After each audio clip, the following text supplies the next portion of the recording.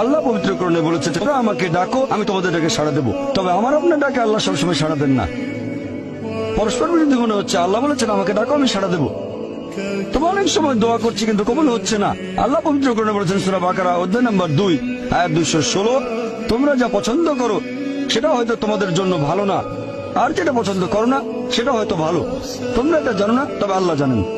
উদাহরণস্বরূপ ধরেন একজন তরুণ ছেলে, বয়স হয়তো 20 বছর, সে দোয়া করছে, হে আল্লাহ সুবহানাহু ওয়া তাআলা একটা BMW দিয়ে দাও। জানি না BMW নাম শুনেছেন কিনা, BMW মোটরসাইকেল। আমি চাই একটা BMW মোটরসাইকেল, খুব ভালো মোটরসাইকেল। ছেলেটা দোয়া করলো, আল্লাহ সাড়া দিলেন না। হয়তো আল্লাহ জানেন যে আল্লাহ যদি তাকে মোটরসাইকেল দিতেন, সে অ্যাক্সিডেন্ট করতো, পা ভেঙে ফ্র্যাকচার হতো, পঙ্গু হয়ে পড়ে থাকতো। তাহলে এখানে আল্লাহ সুবহানাহু ওয়া তাআলা তার ডাকে সাড়া দিয়েছেন সাড়া না দেওয়ার মাধ্যমে। আল্লাহ তার ডাকে সাড়া দিয়েছেন সাড়া না দেওয়ার মাধ্যমে। আল্লাহ তাকে মোটরসাইকেল দেননি কারণ সে ভালো বান্দা, সে খুব ভালো মানুষ, সে যা যাচ্ছে তা ভালো হবে না আমি জানি, কিন্তু সে জানে না, তাই আল্লাহ দিচ্ছেন না। এভাবে আল্লাহ সাড়া দিচ্ছেন সাড়া না দেওয়ার মাধ্যমে।